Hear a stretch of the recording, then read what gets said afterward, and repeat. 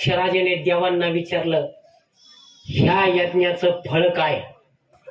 विचारलं, यज्ञाचं फळ काय?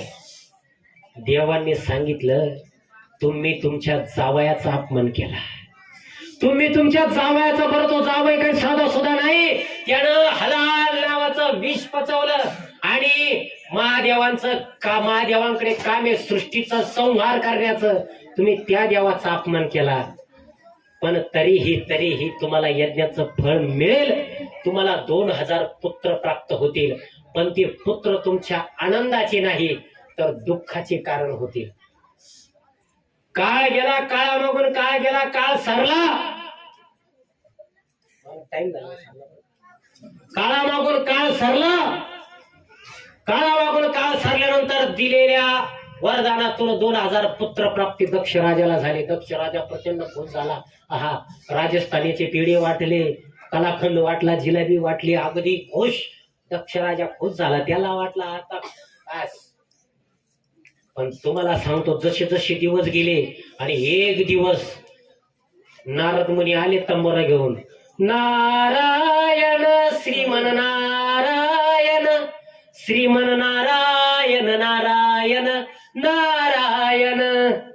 नारायण नारायण करीत नारद मुनी दक्ष राजाच्या नगरीमध्ये आले, म्हणजे लासूरला आले. आणि आल्यानंतर दक्ष राजाला भेटले आणि त्या 2000 पुत्रांना भेटायला महलामध्ये गेले.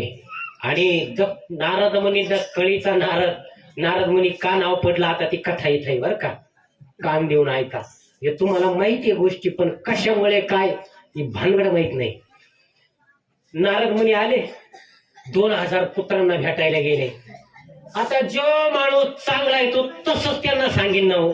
आता मी महाराज आहे, माझ्या संगतीमध्ये, वारकऱ्यांच्या संगतीमध्ये, भजनांच्या संगतीमध्ये, टाळकऱ्यांच्या संगतीमध्ये किंवा इथं दररोज आरती करणाऱ्या माता भगिनींच्या संगतीमध्ये ज्या माता भगिनी येईल त्या परमार्थाच्या मार्गाला जातील का वाम मार्गाला जातील? परमार्थाच्या मार्गाला. डवळ्या शेजारी बांधला पोवळा वाणत नाही पण गुणत. तुम्ही जर वाईटाच्या संगतीला जर राहिला तर तुम्ही तसेच होणार. बरोबर? वाईटाच्या संगतीला, मला माहिती तुम्हाला भूका लागले, टाइम झालाय, झालं थोडा वेळ कुचकुच करू नका. मग काय होतं, ती लिंक तुटली कधी घरात, फ्यूज जर असेल त्याची लिंक तुटली की चर चर चर चर आवाज येतो ना, मग तशी भानगड होईल माझी. थोड्या वेळ 10 मिनिटं बस. तर तेव्हा विसरलं मी आता कुठं. तर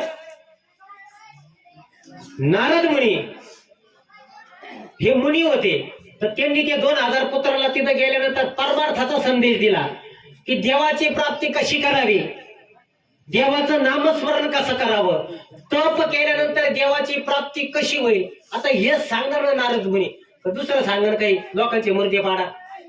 देवऋषी ते देवऋषी गेल्यावर हेच सांगणार ना. त्यांनी त्यांच्या याच्याप्रमाणे त्यांना सांगितलं की तुम्ही देवप्राप्ती करा, तप करा. बरं, देवप्राप्ती करता वनात जाऊन तप करावं लागतं, घरात बसून काय देवप्राप्ती होत नाही. ते मालिका पाहून देव भेटत नाही. त्याला विशिष्ट जागा असते. गाडी पंक्चर झाल्यावर हवा सगळीकडे, पण सगळीकडे हवा आहे, सगळीकडे गाडीचं पंक्चर काढता येत नाही, पंक्चरच्या दुकानातच जावं लागतं. तसा देव चराचरात आहे. येऊ म्हणे काष्टी पाशानी सकाळी आहे वनमाळी जिथे तिथे, जेव जिकडे तिकडे.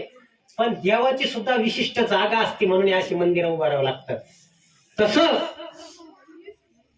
तुम्हाला सांगतो, नारद मुनीने सांगितलं तुम्हाला तप करावं लागेल, तप करण्याकरता वनात जावं लागेल. हे पूर्ण नारद मुनीने सांगितले, गेले ना वनात निघून, झाली ना भानगड. पोरं 2000 गेले निघून. दक्ष राजाला जेव्हा बातमी कळली, दक्ष राजाची तळपायाची आग मस्तकात गेली. आता हे परत राज्य चालवायचं कोणी, जावायचेच भरोश्यावर गंमत आली ना. याचसाठी केला होता अट्टहास, पण तिच्यासाठी अट्टहास ज्याच्यासाठी यज्ञ केला तेच गेले ना वनात निघून. अहो, हे मोकर संतपलं, हे म्हणे नारद मुनीनंच कार्यक्रम केला म्हणे. म्हणून दक्ष राजाने नारद मुनीला शाप दिला, तू जसं माझ्या पोरांना देव करण्याकरता वनात पाठवलं आणि त्यांना वनात हिंडायला मजबूर केलं, तसं नारद मुनीला शाप देऊन टाकला, तुम्ही सुद्धा एका ठिकाणी थांबणार नाही, तुम्ही सुद्धा त्रिभुवनात तिकडे तिकडे फिरचाल. म्हणून नारद मुनीचा एका ठिकाणी ठेपा नाहीये. जसं सर्जेराव महाराजचा ठेपा आहे वारीला, तसं नारद मुनी एका ठिकाणी नाही. नारद मुनी तंबोरा नुसतं फिरत म्हणून राहतात.